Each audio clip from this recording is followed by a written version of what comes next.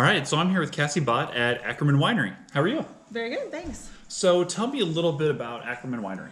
Yeah, so we are the oldest winery in the state of Iowa.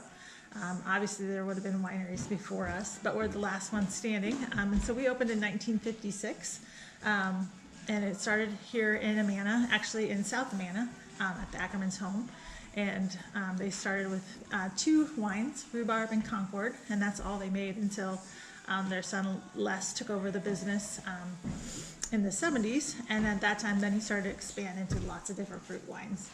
And over time they acquired lots of other wineries in Amana and ran them for a while, and then just slowly kind of evolved them into Ackerman Winery.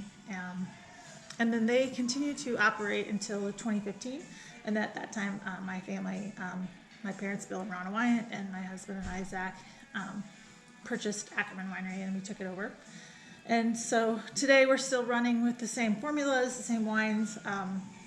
We just operate all of our production in Marengo instead of here.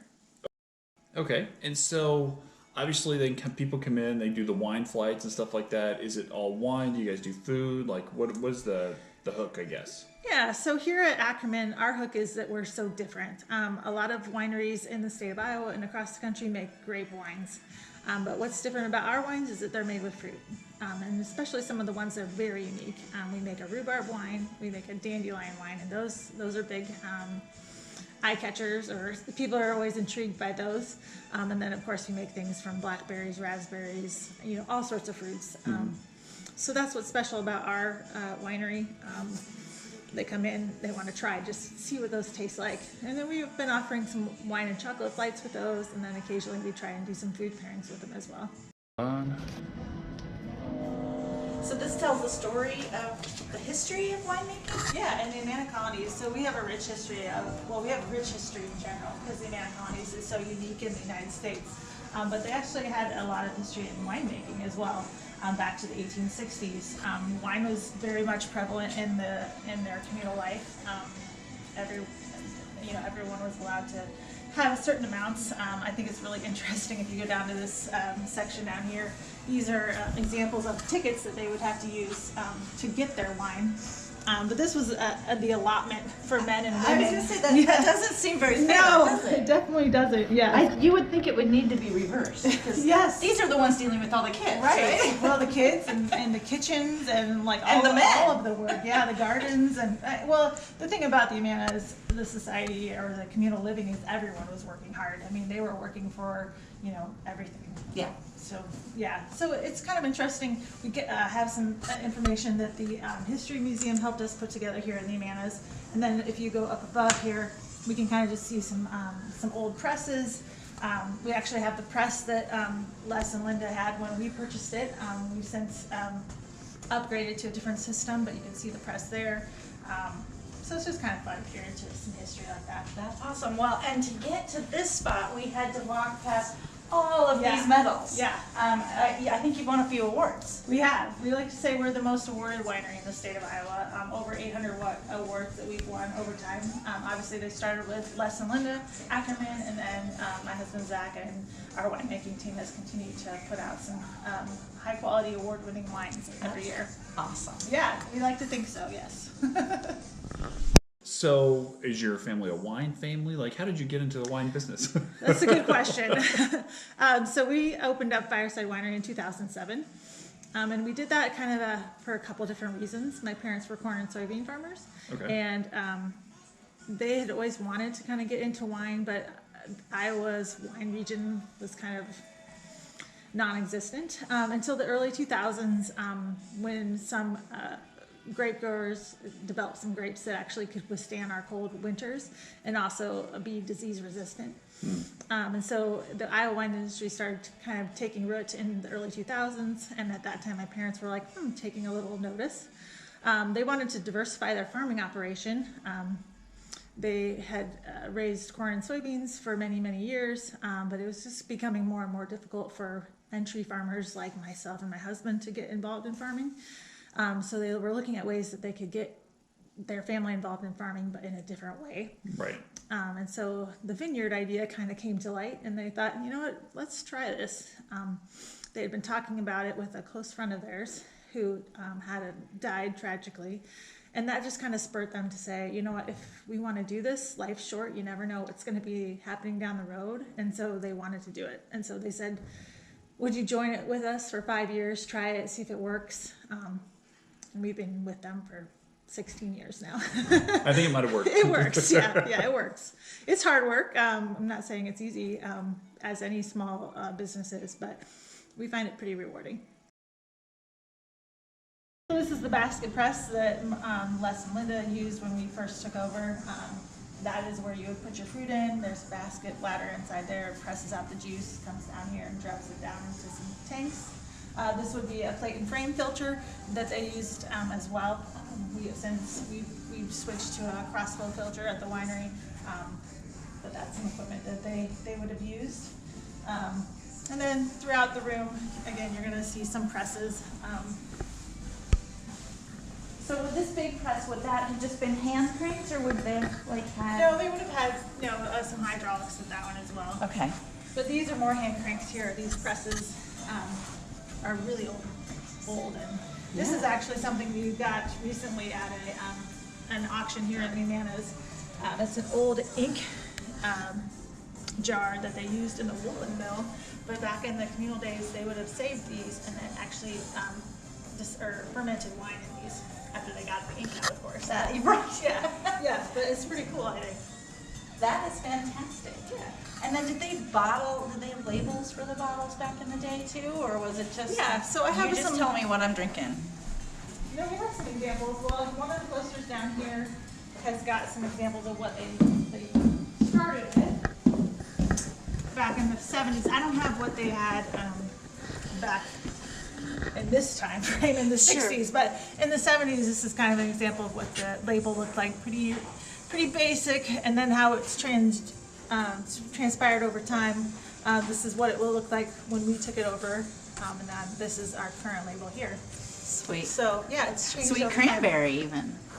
Yeah, cranberry's a big one for us. And then we've got a collection of bottles as well. I can show you those.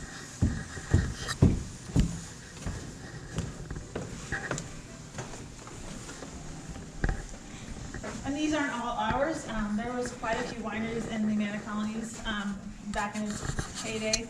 So these are just examples of other wineries in the state of Iowa, or in Amana, I'm sorry, that they're different styles of labels. Yeah. And upstairs, I've got a couple very early wine labels that I don't leave down here just because they're pretty priceless. But some of the original, not Amana, but actually Iowa wine labels that are pretty cool. That's fantastic. Yeah. So where do you see Ackerman Winery going in the next 5 years? Good question. We're actually looking, so in the alcohol scene, seltzers are kind of a big deal right now, just kind of more bubbly. And so what we're looking at adding actually this summer is a cider brand. It'll be a different brand. We're calling it Fire Ciders, but we'll be primarily sampling them here at Ackerman. And it'll just be a line of ciders, 4 different styles. And then we'll have those on tap, which is something that we haven't done before, is have a tap line here. Okay. Do you guys sell, obviously the wine's bottled, do you sell it outside of Ackerman, like different stores or whatnot? Can you find any of your stuff here elsewhere? Yes. So when we took it over, we expanded their offerings by quite a bit. We started wholesaling it. So in Iowa, we can wholesale ourselves. And so we are in about 100 stores across the state of Iowa. And then we can ship to. So we can ship to about 43 different states across the country. And so if customers are wanting our wines, we are happy to ship it to them. And will that be true with the seltzers as well? Yes. Yep. The ciders. Yes. Oh, sorry, ciders. Nope, that's fine. You said seltzer, and I that's did. where- Yeah. Yes. Okay. So these are just some that are unique to us. One is our dandelion wine. This one, we actually have people in the community bring us dandelion blossoms every year around May 1st, or it depends on Mother Nature, when they're ready. But then we steep those almost like a tea, and then hand press them all, and then we get this very light, delicate wine. You're going to get a lot of just like light, almost like nectarous flavors. Smells yummy. Yeah. It's not for everyone. Some people love it or they hate it, but it's unique to Ackerman. I'm sweet, so I like the sweet. Yes. So Ackerman's, our wines are sweet wines. It's fantastic, by the way. It's so yummy. I could probably drink a whole bottle in one sitting. Wow. So then this is another one that's unique to us. It's rhubarb. The locals call it Peistinkel. It's a German word for the rhubarb plant. And it does taste, you can taste the rhubarb. Yeah, it's got a little tartness in it too, but it's got a lot of sweetness too. I did not like rhubarb at all. Like my husband was a huge rhubarb pie fan, and I would never make it, or had nothing to do with it. But after we purchased this winery, I've learned to appreciate it, and now I really like it. Yeah, it's so unique. It's so unique, and it's not too tart. Like I'm not going. No. But you get that flavor without the super. Oh, that was that. Yeah. So even if you don't necessarily know if you're gonna like these, it's just fun to try them. Yeah. Try one of our flights where you get to try like 5 different wines, and these are ones that I would suggest you put on your flight for sure. Well, and you have classes here for painting too. Yeah. Tell me a little bit about that. About every month, one of our staff members here, Deb, makes a new design for a wine glass painting, and so they're usually on Sunday afternoons. But she'll lead them through on how to do it. So she has the base right now ready for them, and then when they come, she'll show them like a picture of what we're kind of shooting for, and she'll give them ideas and techniques on what to do, and then it's on their own. So. And then people can find out about those on your Facebook page? Our Facebook or our website. Yep, we have a brand new website, ackermanwinery.com, and so if you go to the events page, you'll find them there. Fantastic. Thank our you. newsletter if they want to sign up for that. Oh, there you go. Sign up for the newsletter. Yeah. So tell people how to find you. So yeah, if you're coming to the Amanas, we're one of the first stops along the way. So you'll come right in the main drag, and we're going to be right on your right-hand side, located right in the heart of the Amana Colonies. But if you're looking online, you go to ackermanwinery.com, and then from there you can look up our hours, or you could look to see, our history. We've got some really cool things when you're here to talk about. We talk about the Amana winemaking history, and so that's really cool when you're here. You can see some of how that's evolved over time. So are you feeling it? I am feeling it. I mean, not just the alcohol, but I'm feeling the whole vibe of the Ackerman Winery. It's really cool in here. It is. Well, and they have the outdoor seating and stuff too, now that it's nice out, and you can go do those types of things. It's wonderful. And then what I noticed when I came in is the building just keeps going. There's just, you can always go to another part of the building. They've got a really nice reception room up there if you want to have a Quiet private party. Yeah. Well, and the nice thing about it is it's a legacy type of business, even though the owners have changed, but they continue in the same traditions, they keep all the same formulas, and you wouldn't be able to tell that it changed if you didn't know that it had. Right. And again, I like how they're preserving their history. They're keeping it real to what they would have done 100 years ago or 200 years ago or back in Germany or whatever. It's fantastic. And that's great when communities do that. And the Amanas are probably a unique example of something like that because that's their heritage, and that's how they promote it. That's the tourist aspect. But any community can do that. You have legacy business that's been around 80, 90, 100 years that you can still, same way, same people, same type of customer service. You can do that in anything. Exactly.